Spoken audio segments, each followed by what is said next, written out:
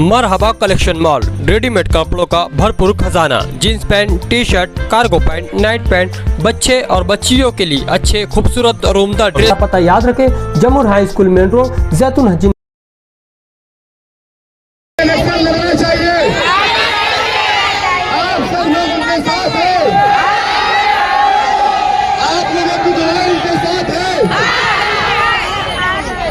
Election Asif बादल को लड़ना चाहिए। आप सब लोग साथ हैं।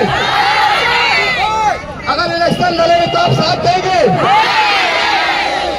जिता के लाएंगे आसिफ बादल को, मेहनत करेंगे उसके लिए, घर घर जाएंगे वोट मांगने, गली गली जाएंगे। हम लोग कई सालों से इस वार्ड के अंदर, इस शहर के अंदर हम काम करने के लिए हम सोशल फील्ड पे काम कर रहे थे।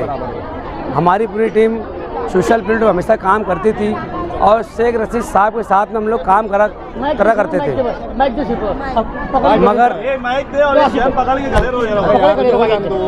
मगर आज हालात बहुत कठिन है। हम लोग इलेक्शन की कई महीने से तैयारी कर रहे थे। मुझे ये पता नहीं था कि इलेक्शन कब होगा, अभी होगा कि 26 में होगा, 27 में होगा। मैं वाम की आवाम में जब उतरा, वार्ड के अंदर जब मैंने सर्वे किया तो यहाँ पे बहुत सारे काम काज मुझे नज़र आ रहे थे। मैंने मेरी माओ बहनों के लिए जो काम करने का फ़ैसला किया था, मैंने किसी से पूछ के नहीं किया था, मैं डायरेक्ट वार्ड में आके लग गया था। इस बात की गवाही मेरी आज ये माओ बहना यहाँ बैठे, मेरे बुज़ुर्ग हज़रात खड़े हुए, आप लोग इनसे पूछ सकते हैं कि मैंने इनसे पूछ के काम नहीं किया, मैं डायरेक्ट आके काम कर दिया। जो लोग भी मेरे ऑफिस तक आते थे, मैं उनका काम साना बसाना करता और इंशाअल्लाह ताला हमेशा करता रहूँगा। मगर आज ये हालात पैदा हो गए कि हमें इस्लाम पार्टी का मैं ख्वाहिशमंद उम्मीदवार था है, मगर हमारे शेख आसिफ साहब की कुछ मजबूरियाँ, कुछ परेशानियाँ उनके लिए, मेरे फैसले के लिए नागवार गुजरी। मगर उनकी पूरी खानदान ये हमें जानती है, उनकी पूरी टीम हमें जानती है कि हम शेख रशीद साहब के साथ में हमेशा रहा करते थे, उनके साथ में काम करते थे। मगर हमने इस वार्ड के अंदर, इस शहर के अंदर काम को अंजाम दिया। हम हमेशा लोगों के बीच में रहे। हमने इसी वार्ड के अंदर कई स्लैब बनाया, मैंने इसी वार्ड के अंदर मस्जिद में कैमरे लगाया, इसी वार्ड के अंदर मस्जिद के सामने की गटर बनाया, इसी वार्ड में पूरी लाइट जो बंद थी कई सालों से, हमने शेख रशीद साहब के, शेख आसिफ साहब के झंडे के नीचे काम किया कि हमें अब भरोसा था कि शेख आसिफ साहब हमारे साथ वफादारी, हम वफादारी का सबूत दिया कि हमारी टीम, हमारी पार्टी भी हमारे साथ वफादारी करेगी। मगर मजबूरन शेख आसिफ साहब ने हमें टिकट नहीं देने का फैसला किया, तो मैंने इस आवाम को जमा किया और मैंने फैसला करने का इससे पहले भी कहा था कई मीटिंगों के अंदर कि जब मुझे टिकट नहीं मिलेगा तो मैं मेरी आवाम को, मेरे लोगों को, मेरी माँ बहनों को जमा करूँगा और इनसे पूछूंगा कि मुझे लड़ना है या नहीं लड़ना है। इस बात का फैसला ये आवाम करेंगी, मेरी माँ बहना करेंगी। तो तुम लोग मेरा साथ इंशाल्लाह देंगे ना?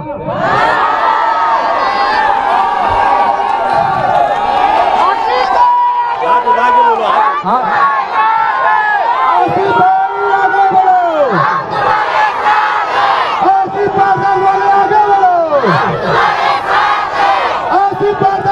संघर्ष करो, आसिफ भाई बादल वाले तुम इलेक्शन लड़ो। तो मैं आप लोगों से ये पूछना चाहता हूँ कि आपको आपके वार्ड में कैसा मेंबर चाहिए, और आपके लिए जो आपके दुख दर्द में हमेशा मैं खड़ा रहूँगा इंशाअल्लाह ताला। आप लोग फैसला दो कि मुझे किस चीज़ से आज़ाद लड़ना चाहिए, कि पार्टी के साथ लड़ना चाहिए, कि आप लोग जो तय करेंगे, आपके फैसले पे मैं मुकम्मल खड़ा उतरने की कोशिश करूँगा। वो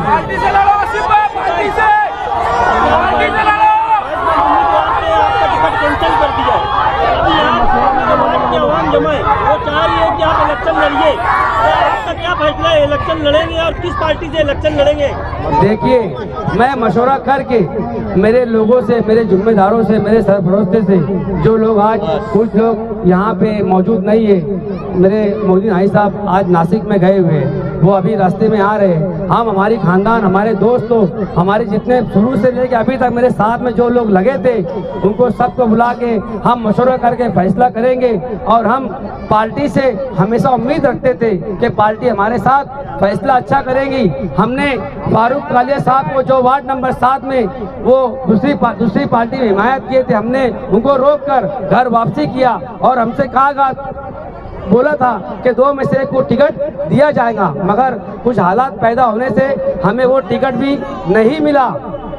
तो हम हमारे लोगों से मशवरा करके और हमारी माँ, हमारी बहन, हमारे बुजुर्ग लोगों से मशवरा करके हम अच्छा फैसला लेने की कोशिश करेंगे।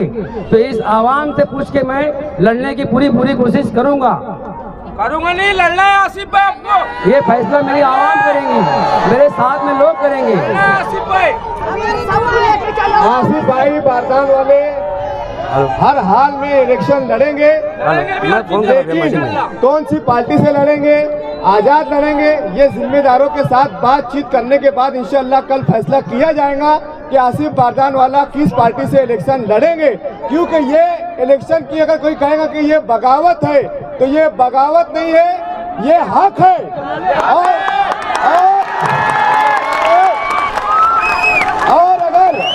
और अगर हकदार को हक नहीं मिलता है तो हम हक छीनना भी जानते हैं और लेना भी जानते हैं।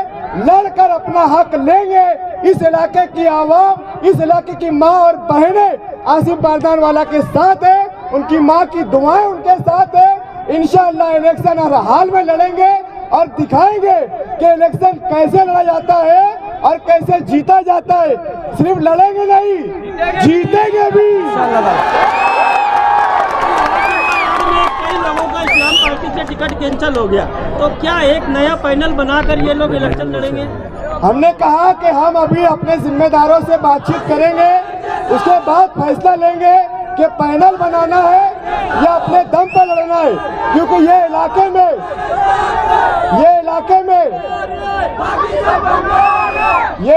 में हमारा घर है, ये मोहल्ला ही हमारा घर है और यहाँ हमारा खून पसीना लगा हुआ है।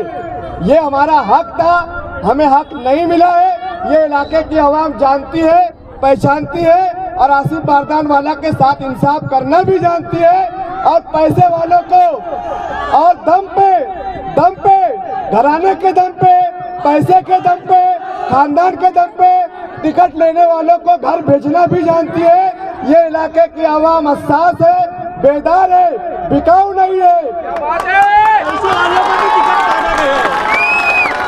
आप बोल रहे हैं पैसे वालों को टिकट दिया गया, इसमें पैसे वालों को भी टिकट काटा गया है।